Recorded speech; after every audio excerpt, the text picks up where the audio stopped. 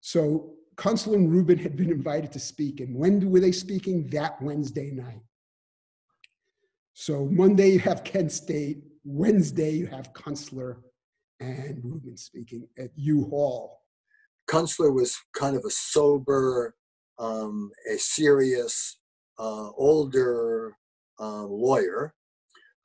Jerry Rubin was a radical young yippie. Yippie was a term of art at the time. There was a yippie party, but he was like a wild man, and very different people.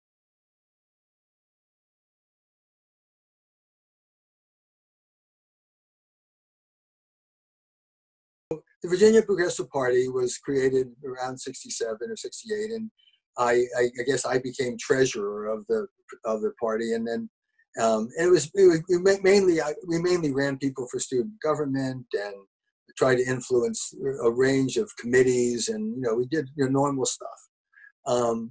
But in the fall of 1969, I was the treasurer of the Virginia Progressive Party, and I said, well, we should probably do something, And so one of the things, I got something in the mail that the Chicago 8, the people who were on trial in Chicago for anti-war activities, were finished the trial, and they were touring, and they were speaking around the country. So I signed up. I asked for speakers, and I signed up Bill Kunstler, who was the lawyer for the group, and Jerry Rubin, who was a yippie of kind of a wild man, tear down the establishment, smash the state person, and I reserved a classroom in Cabell Hall, and this is in September of 1969.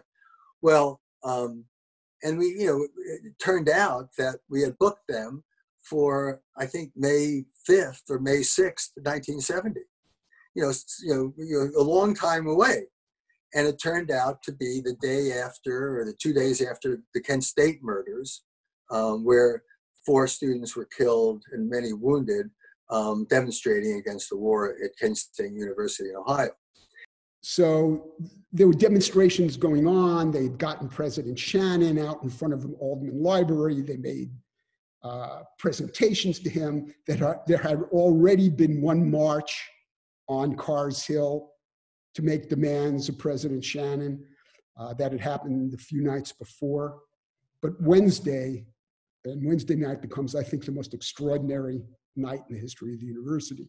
We didn't have to do any real advertising about Kunstler and Rubin. The word just spread, and this became a focal point of the activity. Originally we were going to host them in maybe in Cabell Hall, but then when we sensed the demand, we quickly were able to move it to University Hall, and it wasn't a sellout, but it was pretty close. There were, 8,000 or 9,000 people there. And so I emceed the event, and I got up on the stage and introduced them, and it was amazing how many people we had. Who would have thunk, and plus we sold tickets to all these things, right? So I introduced them. I don't remember who spoke first, but Kunstler they were both very progressive and strong-willed about the war and how bad it was, and how there was nothing too radical to do to end this war. As Kunstler got up to speak, and Kunstler was a great, electrifying speaker, and he was a serious guy. I mean, this was a serious radical. He was no joke. Jerry Rubin was a clown, but Bill Kunstler was a very intelligent, serious guy, and he was really stirring the pot.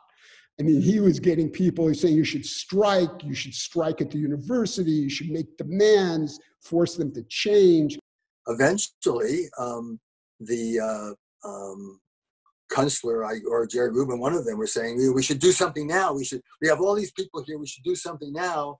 And I guess the suggestion came somewhere that we should go and take over the president's house on Carr's Hill.